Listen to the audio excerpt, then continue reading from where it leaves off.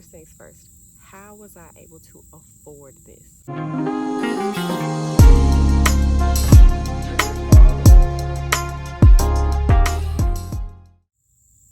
Hey, it is your favorite friend Felicia here, and we are back. We are revamped. We are ready to share our life experiences, right? If you haven't already seen the little trailer, it's like a 2-minute trailer. I'll link that for you in the description bar so you can kind of see what fueling freedom is and what we're going to be talking about.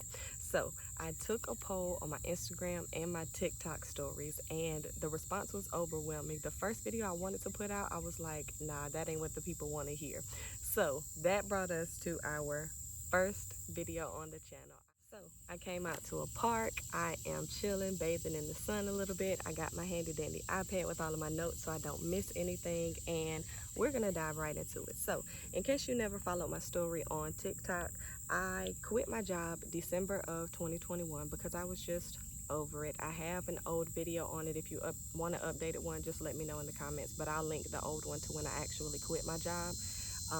These cicadas is loud, but I'll link the one to when I actually quit my job down in the comments. And we'll go ahead and talk about a couple of different things. I don't want to mislead anybody. I just want to, tell you guys what I experienced and those different kinds of things. So, like I said, I left my job in December of 2021. And when I left my job, I knew that I was not planning to go get another job.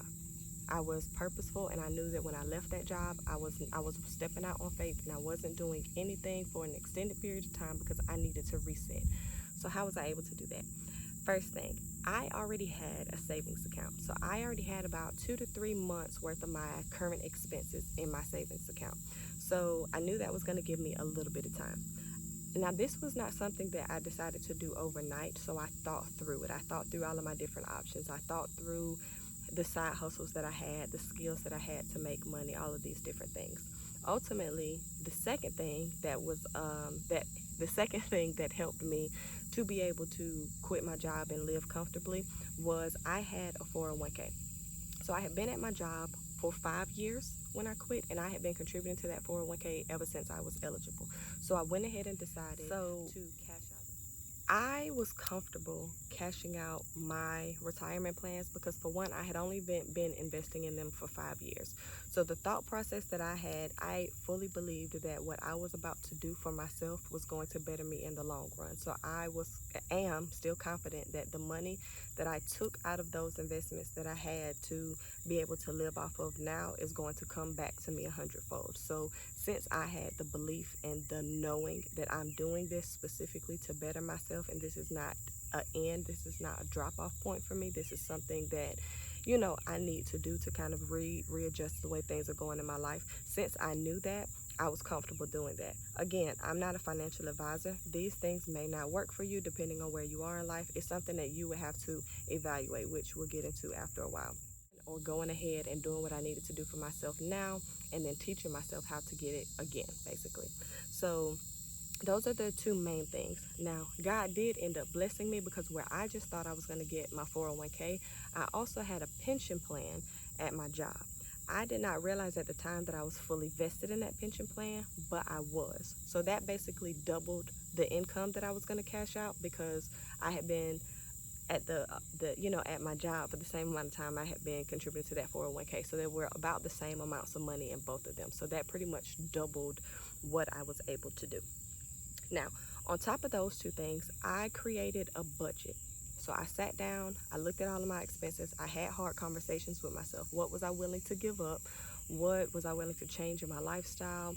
What did I really not need to pay?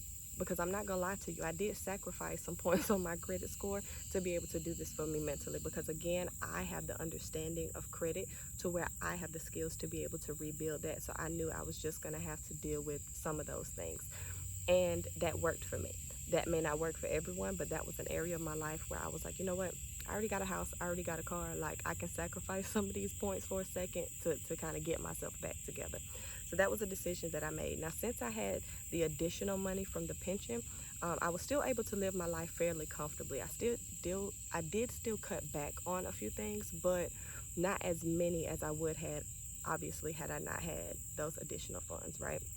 So those were the things that I did for sure that, or those were the things that afforded me the opportunity to be able to quit my job and not work. Now, what else did I do? When I had my 401k and my pension plan cashed out, I put it into a high yielding savings account. I have like a money market savings account. So since it was a large sum of money, I put it in a higher yielding account, and then I had a budget for myself, and I just paid myself at the first of the month out of those funds. So that way the money would still continue to accrue interest. Now, I did not sit down and complete or have an actual plan on what to do with my money other than pay bills. So I did make the mistake of not really making my money work for me when I had it, if that makes sense. So if you want to know more about some things that I feel like I probably should have or could have done differently, especially as far as finances are concerned with my sabbatical, let me know that in the comments.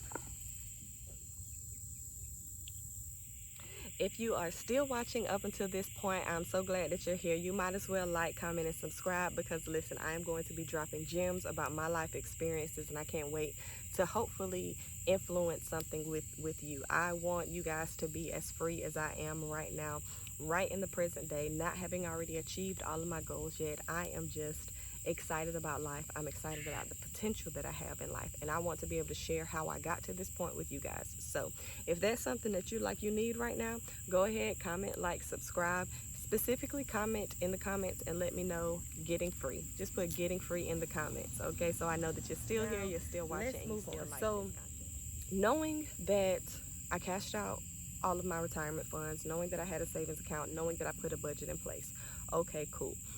What tips would I have for you?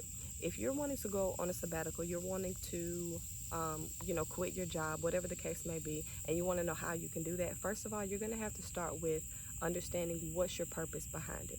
If you just want to quit your job just to sit at home and not actually better yourself, it's not really going to work, in my opinion.